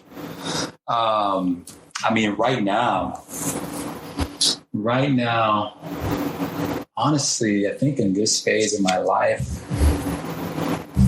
I mean, look, I know this is probably super cliche, but I definitely would have liked to have, I would have liked to have met Jesus. You know, I would have liked to have seen him in person and have him and just kind of have a conversation and just kind of see what it all is, what it was back then, and, and how obviously when you read the Bible and all the stories, right? Just to see how accurate it was, or maybe just what could have been kind of exaggerated, what wasn't, right? But just to kind of really see him walk amongst the disciples and all that stuff, it always intrigues me, always. And then really, I think that's a great choice. Because I mean, why not, right? I mean, he's an amazing person, amazing, son of God. I mean, it's just something where I'm always just very curious. I would love to have a conversation and just kind of meet him. And obviously I have my own personal relationship, but just, that would be interesting in real life. But also really, I would love to have a conversation with Warren Buffett. I think that would be so interesting, and probably, just to see how normal he really is, right? Because you read all this stuff about him and you think about, man, this guy's probably, super just different and whatnot, but he's just low key and he knows what he knows. And I would just love to pick his brain about it and just kind of, see what kind of nuggets I could take from him and moving forward in the next, 20, 25 years. Those are two great choices. All right. Where is your favorite place to travel or visit? Wow. This is something that's also in my bucket list and goals, by the way, to travel more, because I have not seen Europe and I haven't seen a bunch of places in this beautiful world of ours, this planet. But favorite place to travel and visit. Oh man, I always have an affinity for Los Angeles or California, just simply because I spent 3 years there. I lived there, and it was just awesome because the active lifestyle that was there, right? You could go skiing, and you could go water skiing, the weather, right? That thing is just beautiful, right? But now, but I love Houston, so being able to visit California is always a good thing. But I don't know, man, probably, Destin, Florida. I love Destin. I think Destin's such a peaceful spot when I visited and gone. Mm-hmm. The beaches are great there. And you think to yourself, wow, this is the Gulf of Mexico. Wow, it's amazing. But really, when I think about where's your favorite place to travel and visit, it just really, really makes me realize that I need to travel more. That's so. These are some lame choices, but Turks and Caicos was also a beautiful place. Hey, your answer with LA is awesome. It's a great place to visit, right? Mm-hmm, it is absolutely fantastic place to go. Beaches and the mountains, everything's right there. Love it. Mm-hmm, mm-hmm. All right, man. Well, we're winding down here. So any final thoughts for our audience? Really final thoughts, I would say is, just continue to work hard. I mean, life's always throwing curveballs at us. No pun intended with this baseball talk here, but it always is. And it's just a matter about, being able to make those adjustments, foul those pitches off, and sometimes, when you get those curveballs, shoot that pitch the other way. Right. So I would say that just live with that kind of mentality of making adjustments and continuing to evolve and try to be a better version of yourself every day. Just continue to learn. There's just so much stuff that in today's age that one can use and learn from to be better and bring value to more people in the marketplace. So I think it's just about growth and continue to find that and search for that better version of you. Man, what a great way to close it out. Thank you for that. And thank you again for this memorable conversation. I appreciate your insights. I'm sure our listeners will as well. If any of our listeners would like to connect with you, what are the best ways to do so?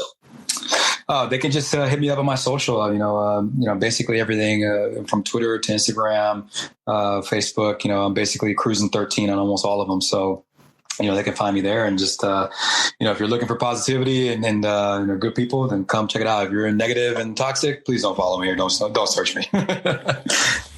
I love that. Well, that's a wrap for today's Brawny Conversations podcast. Special thanks to our guest, Enrique Cruz, and I also want to thank each of you for choosing to listen to this podcast. New episodes are posted each month, so please remember to follow us and let us help you shorten your learning curve. Have a great day, everyone. You have been listening to the Brawny Conversations podcast. Thank you for choosing to spend time with us today, and please subscribe to the podcast to receive our latest episodes and give us a follow on social media. New episodes are now in production, and we can't wait to share them with you. Pursue your passions and help others along the way. Have a great day, and thank you for listening.